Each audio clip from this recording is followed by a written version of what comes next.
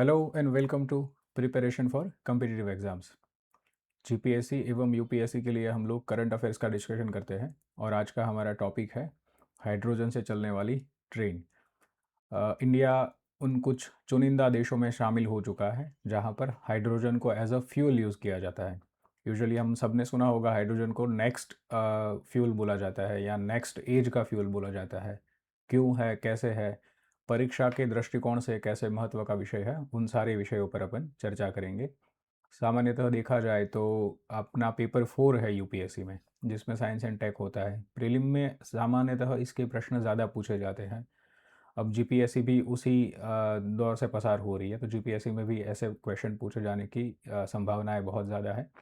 तो परीक्षा के दृष्टिकोण से जितना महत्व का होगा उतनी चीज़ें चर्चा करेंगे। अब तक आपने सामान्यतः बहुत सारी बेसिक इन्फॉर्मेशन की तो डिटेल ले ही ली होगी न्यूज़पेपर या शाम को प्राइम टाइम वगैरह पे, क्योंकि बहुत बड़ी बात थी तो सब जगह छाया हुआ विषय था। हमें जो परीक्षा के दृष्टिकोण से देखना है कि ये इंडिया की पहली हाइड्रोजन पावर ट्रेन है, इसको अप्रूवल मिला, ये शुरू कैसे हुई, तो ये पूरा काम किसके हाथ में रहता है। तो RDSO करके एक research design and standard organisation करके संस्था है, वही सारे इस टाइप के जो प्रोटोटाइप्स होते हैं उसको मैन्युफैक्चर करते हैं और उनके लिए जो भी आवश्यक परमिशन वगैरह लेनी है या इसको कैसे रन किया जाएगा वो पारा वो पूरा ही RDSO के अंतर्गत आता है। और ये अपने लिए बहुत मोमेंट ऑफ प्राइड है, बिकॉज जर्मनी ने जब पहली बार हाइड्रोजन ट्रेन शुरू की थी तो वो फ्रांस की एल्स्टॉम करके कंपनी थी जिन्होंने बनाई थी। हमने जब ये ट्रेन शुरू की है वो आत्मनिर्भर भारत के अंतर्गत सब कुछ इंडिया ने खुद डिज़ाइन किया है। कैसे, क्या, वो सब क्या टेक्नोलॉजी वगैरह है वो आगे डिस्कस करेंगे। हम सबको पता है जैसे जींद से सोनीपत हरियाणा के बीच में ये पहला ट्रायल नॉर्दर्न रेलवे के अंतर्गत शुरू किया गया 17 तारीख को। और वो ये रूट इसलिए पसंद किया गया क्योंकि अभी तक ये है कि बहुत सारे रूट ऐसे हैं जहाँ पर डीजल ट्रेन चलती है, नॉन इलेक्ट्रीफाइड रूट्स है। तो this is one of them, so we choose that वाला रूट कि वहाँ पर इसकी आवश्यकता भी थी और डेमोन्स्ट्रेशन भी बेटर हो सकता है। कुछ की एलिमेंट्स जो आपने अब तक सुने होंगे इस पर डिस्कशन कर लेते हैं। 17 जुलाई को जैसे हम सब ने देखा प्राइम मिनिस्टर मोदी ने इसको फ्लैग ऑफ किया। इसका रूट रहेगा जिंद से सोनीपत हरियाणा, जिसका लेंथ है 89 किलोमीटर। ये दिन में 2 बार चलेगी, मतलब एक बार जिंद से सोनीपत जाएगी, सोनीपत से इधर आएंगी और ऐसे दो रूट कवर करने वाली है। अप्रोक्सीमेटली अभी 682 पैसेंजर सीट्स उसमें अलॉट सीट की गई है और उसकी अराउंड 2600 पैसेंजर एक साथ ले जाए उतनी कैपेसिटी है। कंपोजिशन इस ट्रेन का बहुत महत्वपूर्ण है, मतलब इसमें अब तक ये इसलिए दुनिया की सबसे लार्जेस्ट ट्रेन बनने जा रही है जो हाइड्रोजन से चलेगी, क्योंकि यूजुअली ये जो भी देश है, जर्मनी हो गया, USA, जापान, चाइना, उन सब ने 4 या 5 डिब्बों की, जो उसमें कोच होते हैं, 4 से 5 कोच की ट्रेन बनाई थी। हमने 10 कोच की बनाई है, जिसमें 8 कोच जो है वो पैसेंजर कोच रहेंगे जिसमें लोग बैठेंगे वगैरह जो करेंगे। और 2 कार ऐसी रहेगी, मतलब पहले जो इंजन होता है और पीछे वो दोनों इंजन रहेंगे, मतलब उसके अंदर हाइड्रोजन पावर का जो पूरा स्ट्रक्चर वगैरह रहेगा वो सारा फैसिलिटेट किया जाएगा। क्या है वगैरह आगे डिस्कशन करते हैं। जो अपने काम की चीज़ें है, ये दुनिया की इसलिए सबसे स्ट्रॉन्ग पावर ट्रेन है जिसमें 1200 किलोवाट के hydrogen fuel cell propulsion system को यूज़ किया गया है। अभी ये सबसे महत्वपूर्ण चीज़ है कि कैसे देखा जाए, मतलब हाइड्रोजन टेक्नोलॉजी वगैरह के बारे में तो आपने सुना ही होगा। अपना जो क्रायोजेनिक इंजन होता है जिससे हम उपग्रह वगैरह छोड़ते हैं, उसका जो सॉलिड, लिक्विड और उसके बाद का क्रायोजेनिक स्टेज होता है तीसरा, उसमें भी हाइड्रोजन और ऑक्सीजन लिक्विड फॉर्म में यूज होते हैं। और इसमें और इस टेक्नोलॉजी में डिफरेंस क्या है? तो ये जो पूरा खेल है ना वो फ्यूल सेल का है, कंबक्शन का नहीं है। हाइड्रोजन कंबशन जब होता है, हाइड्रोजन को जलाया जाता है, जैसे डीजल इंजन है, पेट्रोल इंजन है, जिसमें कंबशन होता है और उस कंबशन की वजह से बहुत सारे ऐसे एनवायरनमेंट को पॉल्यूट करने वाले पॉल्यूटेंट रिलीज होते हैं।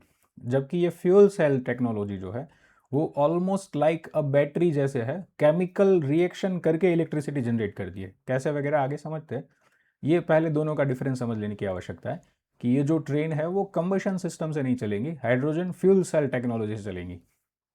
अभी तक ट्रेनिंग फेज में है, इसलिए इसकी स्पीड 75 किमी रखी गई है, जिसको बढ़ा के 110 किमी पर आवर तक किया जा सकता है। अभी ये कहीं पे आपको 115, 120, 25, किसी ने 130 भी लिखा था, बट मैंने I prefer to choose the figure which has been provided by the government. तो PIB में 110 किमी तक का लिखा हुआ है, जिसको आगे एक्सटेंड किया जाएगा। ऑफ कोर्स चाइना में ये स्पीड 160 तक पहुंच गई है आज तक, और वो फंक्शनल है। बट एज ऑफ नाउ अपनी जो टेक्नोलॉजी है उसमें 110 तक जाया जा सकता है। ऑल दो ये सारी इन्फॉर्मेशन याद रखने की आवश्यकता भी नहीं है, क्योंकि इतने सिली क्वेश्चन नहीं पूछेंगे। जैसे कि 12 स्टेशन पे रुकेगी, उसका पानीपत सोनीपत से लेकर जिंद तक का जो किराया होगा 5 रुपये से लेकर 25 रुपये तक का होगा। ये सारी बेसिक इन्फॉर्मेशन आपके सामने से भी पसार हो चुकी होगी, न्यूज़पेपर में यही चीज़ें कवर होती है। अपने काम की क्या है, हाइड्रोजन फ्यूल सेल जो टेक्नोलॉजी है उसका यूज़ किया गया है रादर देन कंबशन टेक्नोलॉजी। और दूसरी आवश्यक चीज़, hydrogen for heritage. Indian railway ने इस पूरे प्रोजेक्ट को हाइड्रोजन फॉर हेरिटेज ऐसा नाम दिया गया है। 2023 में, आप ये PIB का आर्टिकल पढ़िए, 2023 में राज्यसभा के किसी MP ने इंडियन रेलवे को क्वेश्चन पूछा था कि अभी स्टेटस क्या है। तभी इंडियन रेलवे ने इसको हाइड्रोजन फॉर हेरिटेज ऐसा नाम दे के बोला था कि 2024 तक, 23-24 तक अप्रोक्सीमेटली इसको शुरू किया जाएगा, जो कि थोड़ा लेट हो चुका है बट शुरू हो चुका है। और इंडियन रेलवे ने ये इस बार भी बोला है कि it is a pilot project.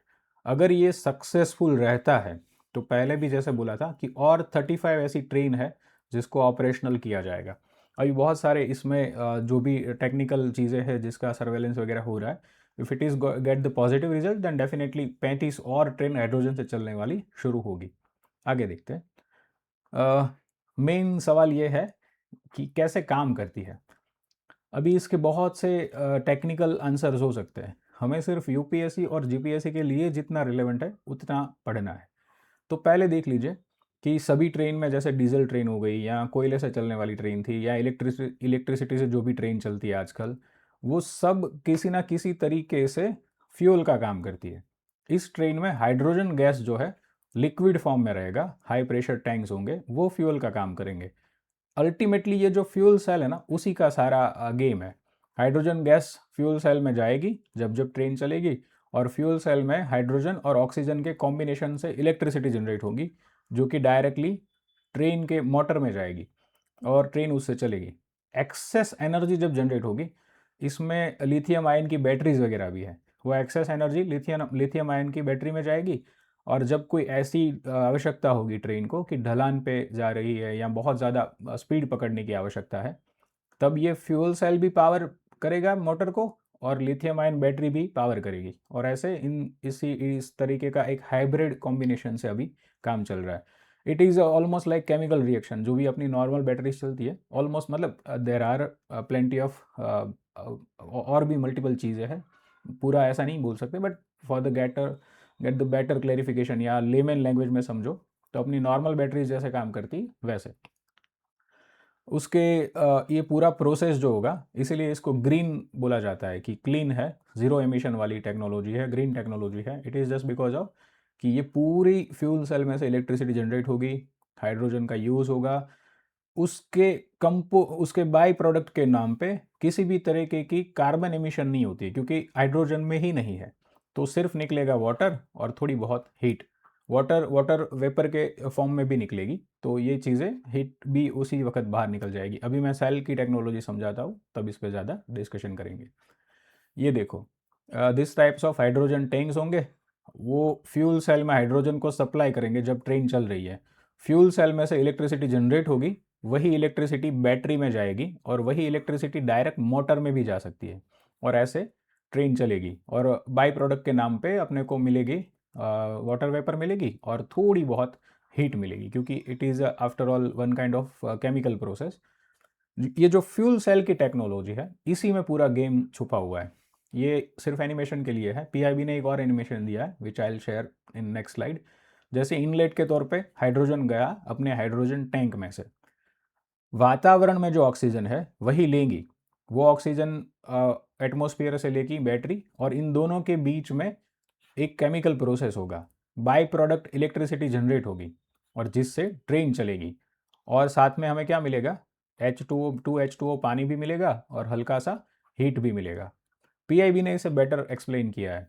जैसे ये जो फ्यूल सेल है, इसमें से हाइड्रोजन जाएगा और हवा में से ये ऑक्सीजन लेंगी, उसके आउटपुट के नाम पे जो भी इलेक्ट्रिसिटी जनरेट होगी वो डायरेक्टली मोटर में भी जाएगी और बैटरी में भी जाएगी अगर एक्सेसिव है तो, और अनयूज एयर और वाटर हीट जो है वो वाटर वेपर के फॉर्म में बाहर निकलेगी। और एक्सेसिव फ्यूल जो है उसको बैटरी में भी स्टोर किया जा सकता है और डायरेक्ट मोटर सप्लाई भी किया जा सकता है। इसको याद रखना बेहद आवश्यक है। ये जो हाइड्रोजन फ्यूल सेल टेक्नोलॉजी है उसमें जो प्राइमरी एनर्जी सोर्स जहाँ से जनरेट होता है, जो साइंस वाले होंगे उनको पता चलेगा, उसको proton exchange membrane fuel cell बोलते हैं। ये जो मैं आपको दिखाता हूँ, ये जो कैथोड और एनोड के बीच में है, तो प्रोटॉन पास कर जाता है, इलेक्ट्रॉन पास नहीं कर पाता है। वो कंटिन्यूस जब राउंड लगाता है, eventually it create the electricity, it generate the electricity. वो पूरा केमिकल फॉर्मेशन है, मतलब पूरी सिस्टम है, उसको समझने की आवश्यकता नहीं है उतनी ज़्यादा। सिर्फ इतना भी याद रहेगा कि सेल कौन सा वाला है, तो proton exchange membrane fuel cell है जिसके ज़रिए इलेक्ट्रिसिटी जनरेट होती है। ये देख लो, ये अश्विनी वैष्णव जी ने जो अपने यूट्यूब पे शेयर किया था, ये सारे हाइड्रोजन टैंक्स हैं जिसमें से ग्रेजुअली हाइड्रोजन फ्यूल को मिलेगा। ये फ्यूल का एक प्रोटोटाइप दिया हुआ है। ये मेम्ब्रेन है, यहाँ से हाइड्रोजन इनलेट है, यहाँ से ऑक्सीजन इनलेट है, कैथोड बीच में दिया गया है, एनोड दिया गया है और इलेक्ट्रोड मेम्ब्रेन दिया गया है। उसके बाय प्रोडक्ट हमें इलेक्ट्रिसिटी मिलने वाली है। ये कुछ और विजुअल रिप्रेजेंटेशन था हाउ एक्चुअली सिस्टम वर्क। तो अगर आप ध्यान से देखेंगे ना, तो जो अपने घर में भी इन्वर्टर रहता है, बैटरी ऑलमोस्ट उसी स्वरूप में है, बट उसमें ऑलरेडी जो भी केमिकल कंपोजिशन से चीज़ें स्टोर होती है वो होंगी। यहाँ पर हम कंटिन्यूसली हाइड्रोजन का सप्लाई करेंगे और ऑक्सीजन खुद सिस्टम एनवायरनमेंट में से ले लेंगे। ठीक है, और यही पूरा इंजीनियरिंग का जो इनोवेशन है वहाँ सब कुछ आप उसमें जाके देखना, 3 मिनट का छोटा सा वीडियो है, you will get the better idea कि ये पूरा इंजीनियरिंग इनोवेशन कैसे काम करता है। बहुत ज़्यादा डिटेल में जाने की आवश्यकता नहीं है, क्योंकि हमें हाइड्रोजन टेक्नोलॉजी से कुछ चीज़ें पेपर में लिख के बनानी नहीं है, हमें बेसिक चीज़ें पता होनी चाहिए। सबसे बड़ा चैलेंज होता है कि एक बार हाइड्रोजन के जो बॉटल्स थे, टैंक्स थे, वो ख़त्म हो गए तो कैसे रीफिल करेंगे, क्योंकि इलेक्ट्रिसिटी के लिए तो खंभे रहते हैं, डीजल भी आप किसी जगह पे उसका रीफिल करवा लोगे। हाइड्रोजन इंफ्रास्ट्रक्चर पहली बार इंडिया में इतनी बड़ी कैपेसिटी पे डेवलप किया है इसी ट्रेन को चलाने के लिए। जिंद जो हरियाणा में जहाँ ट्रेन भी चल रही है, वो जिंद में इंडियन रेलवे ने hydrogen storage and refuelling facilities बनाई है। वहाँ पर सारी ही फैसिलिटीज़ है, मतलब कंटिन्यूसली -15 में टेम्परेचर रहता है और बहुत सारे मल्टीपल टाइप्स ऑफ डिटेक्टर वगैरह लगाए गए। देखते हैं कैसे। तो it is a indigenously develop, 3000 kilo hydrogen at a time वहाँ पे स्टोर रहता है। और ये पूरा काम जो है वो पैसो करती है, the petroleum and explosive safety organisation करके जो अपनी संस्था है, उनके जिम्मेदारी में रहता है। उन्होंने सारे प्रकार के लाइसेंस वगैरह लेने होते हैं। तो they get the every licence, और उसमें दो बड़े लाइसेंस भी ले लिए उन्होंने। एक NFPA जिसे हम नेशनल फायर प्रोटेक्शन एसोसिएशन बोलते हैं, एज वेल एज ISO के बारे में तो हमें सबको पता ही है, इंटरनेशनल ऑर्गेनाइजेशन फॉर स्टैंडर्डाइजेशन जो है, उन्होंने भी इसको अप्रूव किया है। इसके साथ साथ सबसे बड़ी बात इसकी ये है कि सुरक्षा मानकों को लेके प्रश्न होता है, क्योंकि हाइड्रोजन हाईली फ्लेमेबल माना जाता है, हाइड्रोजन के बॉम्ब बनते हैं। तो जर्मनी में एक बहुत ही बड़ा ऑर्गेनाइजेशन है जिसको टेक्निकल इंस्पेक्शन एसोसिएशन इस नाम से चलता है, मोर देन 150 ईयर ओल्ड है। उसके पास से भी हमने सर्टिफिकेशन क्लियरेंस का लिया हुआ है कि अपनी जो अभी ऑपरेशनल स्थिति है वो बहुत अच्छी स्थिति में, मतलब उसको चलाया जा सकता है। स्टोरेज हो गया, रिफिल हो गया, रिफ्यूल हो गया, या जो भी उसका मेंटेनेंस है, रख रखाव है, वो सब कुछ बहुत इंटरनेशनल स्टैंडर्ड के हिसाब से अभी सेट किया हुआ है। अभी ये सवाल होता है कि why does India need a hydrogen train, क्योंकि अगर आप गवर्नमेंट के खुद के फिगर्स देखेंगे तो गवर्नमेंट बोल रही है कि ऑलमोस्ट 95% रेलवे ट्रैक ऐसे है जहां पे इलेक्ट्रिफिकेशन हो चुका है, इलेक्ट्रिसिटी के खंभे लग चुके हैं। इलेक्ट्रिसिटी से चलने वाली ट्रेन पॉल्यूशन नहीं करती है, तो सिर्फ ग्रीन एनर्जी ही पर्पस है कि और भी कोई रीजंस हो सकते हैं। तो देखो, हाइड्रोजन जो है वो यूनिवर्स का लाइटेस्ट एलिमेंट माना जाता है, जिसे फ्यूल की तरह जिसे यूज़ कर पाए वैसे जो एलिमेंट्स है उसमें। उसके बावजूद आप 1 किलो हाइड्रोजन यूज़ करेंगे तो आपको अप्रोक्सीमेटली 3 kg डीजल या पेट्रोल से जितनी एनर्जी मिलेगी उतनी मिलेगी। वो बहुत ज़्यादा एनर्जी प्रोड्यूस कर सकता है। पॉल्यूशन ज़ीरो है। ये जो भी डीजल या पेट्रोल आप यूज़ करेंगे उसके बाय प्रोडक्ट के नाम पे जितने भी कंपोनेंट्स निकलते हैं, गैसेस निकलते हैं, वो पॉल्यूशन का one of the biggest reason, या वो है सिग्निफिकेंट रीज़न है कि जिसकी वजह से पॉल्यूशन होता है। हाइड्रोजन में तो इट सेल्फ कार्बन डाइऑक्साइड नहीं है, तो बाय प्रोडक्ट के नाम पे अभी हमने देखा कि सिर्फ हमें वाटर मिलेगा, वाटर वेपर के रूप में, और थोड़ी सी हीट मिलेगी, और कोई आवश्यकता नहीं है। फ्यूल ऑफ द फ्यूचर है, मेन चीज़ है। अभी लोग डराते हैं कि भाई ट्रेन में हाइड्रोजन डालोगे, सेफ्टी के कंसर्न है। मुझे भी याद है जब पहली बार सीएनजी शुरू हुआ था, तब भी लोग बोलते थे कि गैस का बॉटल लेके जाओगे और गाड़ी का एक्सीडेंट हो गया, और गैस बॉटल एक्सप्लोड कर जाएगा, वगैरह सारी चीज़ें। बट इंडियन रेलवे ने बहुत बहुत ज़्यादा बारीकी से चीज़ों, मैं आपको बताता हूँ कैसे वगैरह। एक तो इसको फ्यूल फॉर द फ्यूचर माना जा सकता है। It is just because of कि अपने पास जो भी ये सारे कन्वेंशनल वे है ना, पेट्रोल, डीजल, वो सारे नॉन रिन्यूएबल है, और उसकी लिमिटेशंस है, वो कभी ना कभी तो ख़त्म होने ही वाले हैं। जबकि अल्टीमेटली हमें हाइड्रोजन तो पानी से भी मिल जाएगा और क्लीन है, तो उसका विवेकपूर्वक उपयोग करेंगे तो हमारी जो भी एनर्जी रिक्वायरमेंट है उसको सेटिस्फाई करने में सफिशिएंट रहेगा। फास्ट रिफ्यूलिंग है। अभी डीजल में तो पूरा इंजन ही चेंज करना पड़ता है, इलेक्ट्रिसिटी की बात ना करें। बट इसको ऐसा ले सकते हैं कि जैसे बैटरी वाली जो कार होगी, बैटरी वाली ट्रेन चलाएंगे तो उसको रिचार्ज होने में कितने ही घंटे लग जाएंगे। इसकी जगह पे ये सिर्फ 15 से 20 मिनट में पूरा रिफ्यूल हो जाएगा, तो ये टाइम सेविंग भी रहेगा। लोअर ऑपरेशनल या ऑपरेटिंग कॉस्ट है। अभी आपने अगर ध्यान से इंडियन रेलवे के बजट को कभी देखा हो, तो अंदाजे से 13 से 16% बजट इंडियन रेलवे का सिर्फ फ्यूल पे होता है। वो पैसे सारे बच सकते हैं, और जो भी पैसे अपने बचेंगे वो उसको इंडियन रेलवे मॉडर्नाइजेशन या अपनी सेफ्टी या कंफर्ट को एनहांस करने में कर सकती है, टेक्नोलॉजिकल डेवलपमेंट कर सकती है, इंडियन रेलवे में मॉडर्नाइजेशन ला सकती है। तो ये कुछ ऐसे रीजंस है कि जिसकी वजह से हमें हाइड्रोजन ट्रेन के बारे में या हाइड्रोजन एज अ फ्यूल के बारे में डेफिनेटली सोचना चाहिए। बहुत सारी अच्छी चीज़ें हैं, तो डेफिनेटली कुछ लिमिटेशंस भी रहेंगे। तो एक तो सबसे बड़ी लिमिटेशन यही है कि आप लोग भी सोच सकते हो कि अगर इतनी सारी अच्छाइयाँ है इसमें, तो दुनिया में सब जगह व्याप्त क्यों नहीं है? क्योंकि हमने आगे ही स्लाइड में देखा कि ये प्रोटोटाइप को बनाया गया है अभी, जो एक आइडिया था वो। It is just because of ये जो ग्रीन हाइड्रोजन फ्यूल सेल है ना, वो बहुत कॉस्टली है अभी की तारीख में, क्योंकि ये इनोवेशन या इनोवेटिव स्टेज में है अभी टेक्नोलॉजी। इसलिए हम दुनिया का शायद 5वां देश है जिन्होंने ये टेक्नोलॉजी अडेप्ट की है, मतलब we are in the leading वाली सिचुएशन है। दूसरा है, हाइड्रोजन सबको पता है वेरी फ्लेमेबल है, मतलब वो कभी भी फट सकता है, उसको स्टोर करना बहुत बड़ी डिफ़िकल्टी है। तो स्टोरेज की जो सारी फैसिलिटीज़ है वो सब हमें डेवलप करनी पड़ेगी, क्यों स्टोरेज भी वेरी हाई प्रेशर से। एटमॉस्फेयर का जो प्रेशर होगा उससे 300 से 500 गुना ज़्यादा प्रेशर से हमें हाइड्रोजन को स्टोर करना पड़ेगा, तब जाके वो लिक्विड फॉर्म में रहेगा और उसको मतलब उसका प्रोटेक्शन वगैरह हो पाएगा। अब उनके लिए पूरा इंफ्रा खड़ा करना पड़ेगा, जो कि ऑलरेडी हम बड़ी मुश्किल से इलेक्ट्रिसिटी का इंफ्रा खड़ा कर पा रहे हैं। सेम सेफ्टी कंसर्न्स है, हाईली फ्लेमेबल है, तो कभी भी छोटा सा भी इशू होगा तो दिक्कत हो सकती है। बट इंडियन रेलवे का कहना है कि उन्होंने बहुत अच्छे स्टेप्स ले रखे हैं। जैसे सेफ्टी कंसर्न में ही देखा जाए तो उन्होंने कहा है कि 0.25% भी अगर लीकेज हो रहा है तो पूरा सिस्टम अपने आप शट डाउन हो जाएगा। उसके अंदर हीट डिटेक्टर लगे हुए हैं, उसके अंदर कंटिन्यूसली नई एयर आती रहे वो वाला डिटेक्टर है, उसके अंदर गैस डिटेक्टर है, सारी तरीके के सेफ्टी मेजरमेंट्स है। अगर कोई भी इशू होता है, पूरे ट्रेन के जो दोनों कोच है वो लोको पायलट को दिखते रहेंगे। अगर उसकी हीट में हल्का सा भी इंक्रीज होता है ना, तो सिस्टम अपने आप शट डाउन हो जाएगा। तो फिर आपको लगेगा कि ट्रेन रास्ते में खड़ी हो जाएगी, ऐसा नहीं है। मैंने आपको बोला था कि लिथियम आयन बैटरीज है, तो वो लिथियम आयन बैटरी के ज़रिए ट्रेन एक सफिशेंट डिस्टेंस कवर कर पाएगी, तो वापस से जहाँ पहुँचना होगा वहाँ पहुँच सकती है। लिमिटेशंस के साथ साथ बहुत सारे बेनिफिट भी है, मुझे लगता है उसके ऊपर ज़्यादा फोकस करना चाहिए। कुछ लोग ये भी अभी चला रहे हैं कि इलेक्ट्रिसिटी से चलने वाली ट्रेन है, 95% तक का रेल नेटवर्क पे इलेक्ट्रिफिकेशन हो चुका है, फिर हाइड्रोजन की क्या आवश्यकता है। तो आप लोग उसे ऐसे समझो कि इंडिया में जो अभी प्रेजेंट ट्रेन के ट्रैक है, जो अभी बिछ चुके हैं, उसमें 95% ट्रैक पे इलेक्ट्रिसिटी पहुंची है।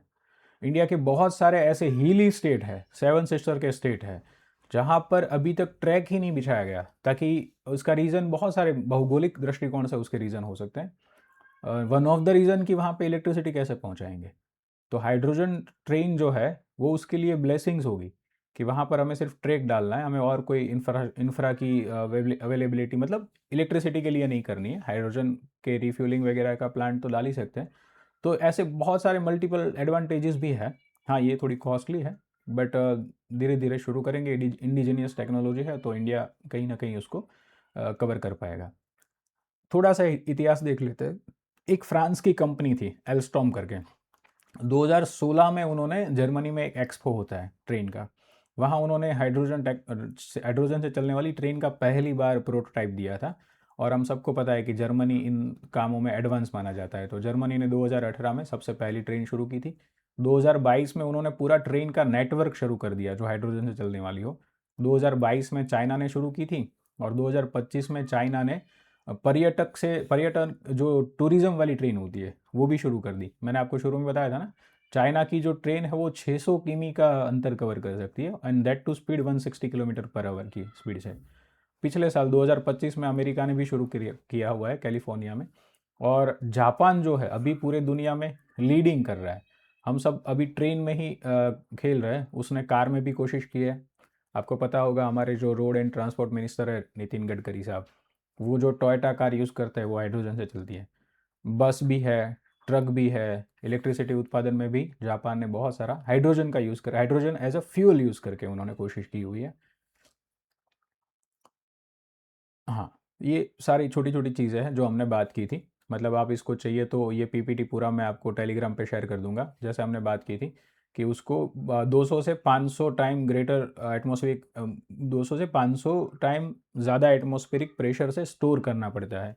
उसकी जो कैपेसिटी है वगैरह क्या है, डीजल डीजल ट्रेन में क्या दिक्कत है, हाइड्रोजन ट्रेन में क्या बेनिफिट है, साइंस क्या काम करती है, ये प्रोजेक्ट कब शुरू हुआ। हालांकि इतनी टेक्निकल चीज़ों की आवश्यकता नहीं है जानने में, और ये सारी चीज़ें शायद हमने अभी डिस्कस कर ही ली है, तो ज़रूरत है नहीं, बट फिर भी अगर आप लोगों को लगे तो एक बार देख लेना।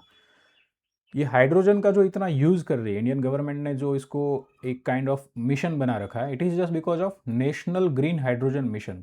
2030 तक का टारगेट लेके ministry of new and renewable energy ने ये पूरा मिशन शुरू किया है। क्यों शुरू किया है?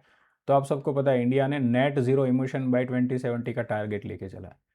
तो जितने भी ऐसे पॉल्यूटेंट है फ्यूल, उनको कम करना ही पड़ेगा।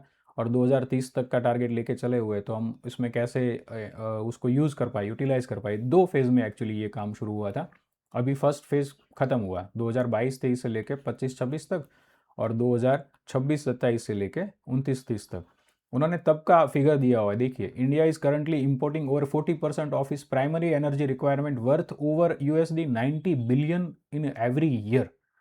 तो अभी हमें स्ट्रेट ऑफ हॉर्मुज़ का इशू है, तो हमें पता चल ही रहा है कि ये जो इश्यूज़ है, हमारी जो रिलायबिलिटीज़ है या हमारी डिपेंडेंसीज़ है खाड़ी देशों पे या फ्यूल के लिए, उसका अल्टरनेटिव हमें ढूंढना ही पड़ेगा। तो ये कुछ डेटाज़ है। एक्चुअली तो क्या है कि हाइड्रोजन मिशन जो है अपना, ग्रीन हाइड्रोजन मिशन, उस पर सेपरेट लेक्चर हो सकता है। आज सिर्फ छोटी सी बात है, मतलब उनका आवश्यकता होगी तो कभी फ्यूचर में करेंगे। अपने मेन जो 2013 तक हम अचीव क्या करने चाहते हैं, तो हाइड्रोजन प्रोडक्शन कैपेसिटी जो है उसको हमें 5 mega metric tonne per annum तक ले जाना है। रिन्यूएबल जो एनर्जी कैपेसिटी है उसमें 125 गीगावाट तक ले जाना है। 8 लाख करोड़ तक का इन्वेस्टमेंट हम एक्सपेक्ट करके बैठे हुए। 6 लाख परमानेंट जॉब मिले फुल टाइम, वो भी एक बड़ा लक्ष्य है। और 50 mega metric tonne per annum carbon dioxide का जो इमिशंस है उसको एडवर्ट करना है। ये कुछ बड़े लक्ष्य है। नेशनल ग्रीन हाइड्रोजन मिशन के बारे में प्रीलिम में पूछा जा सकता है, और ये सारे ही जो टारगेट्स है वो पूछे जा सकते हैं। अभी अभी जीपीएससी का पेपर आपने देखा हो, तो ये कुछ बेसिक चीज़ें भी आपके ध्यान में होगी, you will able to clear the answer. ये नेशनल ग्रीन हाइड्रोजन मिशन के जो सारे लक्ष्यांक वगैरह है, बट लेक्चर लंबा हो जाएगा, विल नॉट डिस्कस हियर। मैं ये पीपीटी अपलोड कर दूंगा, आप जाके देख सकते हो। इसकी डेडिकेटेड वेबसाइट भी है, वहाँ पे भी आपको you will get the sufficient amount of information. Brainstorming के लिए मैं एक क्वेश्चन रखता हूँ आपके सामने कि हम ये बात कर रहे हैं green hydrogen. So what is a green hydrogen, what is a blue hydrogen, and what is a grey hydrogen? Possible है तो आप मुझे कमेंट सेक्शन में एक एक लाइन में इसका आंसर बताइए। मैं इसको डिटेल में अपनी जो टेलीग्राम चैनल है, जहाँ पर मैं इस लेक्चर की पीपीटी अपलोड करूँगा, और ये जो सारा ग्रीन और ये हाइड्रोजन के 3 प्रकार है उसके बारे में भी उसी पीपीटी में होगा। You will get the answer from there.